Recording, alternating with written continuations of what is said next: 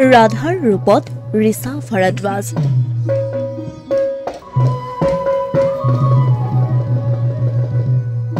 চতিয়াৰ চেঙামাৰীত ৩০তম পূব নাগশংকৰ কেন্দ্ৰীয় ৰাস মহোৎসৱৰ সফল সামৰণি।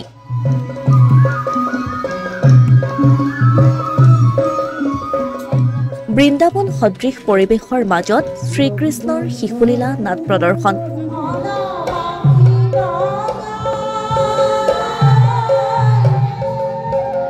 চতিয়াৰ পূব নাগশংকৰ কেন্দ্ৰীয় সাৰ্বজনীন ৰাস মহোৎসৱত ৰাধাৰ ৰূপত দেখা গ'ল মোহময়ী অভিনেত্ৰী কণ্ঠশিল্পী ৰিছা ভাৰদ্বাজক।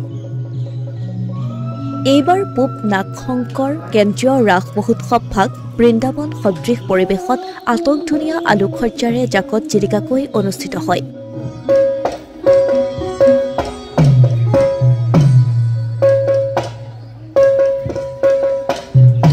দুদিনীয়া বৰ্ণাঢ্য কাৰ্যসূচীৰে অনুষ্ঠিত হোৱা ৩০তম পূব নাগশংকৰ কেন্দ্ৰীয় সাৰ্বজনীন ৰাস মহোৎসৱ শুকুৰবাৰে নিশা সামৰণি পৰে। এই ৰাস মহোৎসৱৰ শ্ৰীকৃষ্ণৰ শিশুলীলা নাট আৰু মহাৰাস ভাওনাৰ মুখ্য আকৰ্ষণ আছিল অসমৰ জনপ্ৰিয় গায়িকা আৰু অভিনেত্ৰী ৰিছা ভাৰদ্বাজ।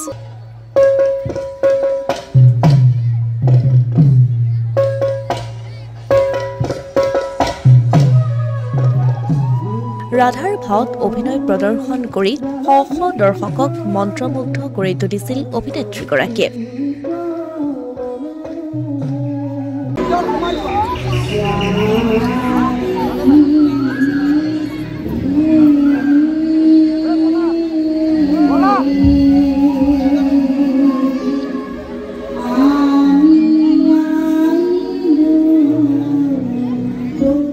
নাগশংকৰ ৰাস মহোৎসৱ ভাগ সাফল্যমণ্ডিত কৰি তোলাৰ বাবে কেন্দ্ৰীয় সাৰ্বজনীন ৰাস মহোৎসৱৰ উদযাপন সমিতিয়ে সকলোকে জ্ঞাপন কৰে কৃতজ্ঞতা।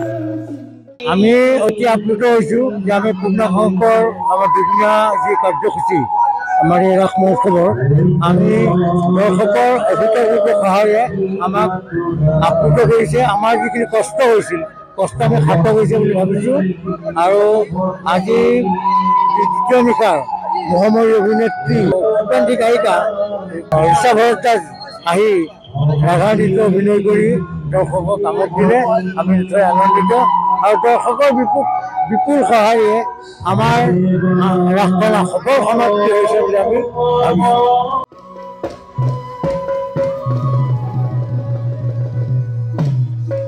অসমীয়াৰ প্ৰতিদিন ডিজিটেল সংবাদ জামুগুৰি হাট।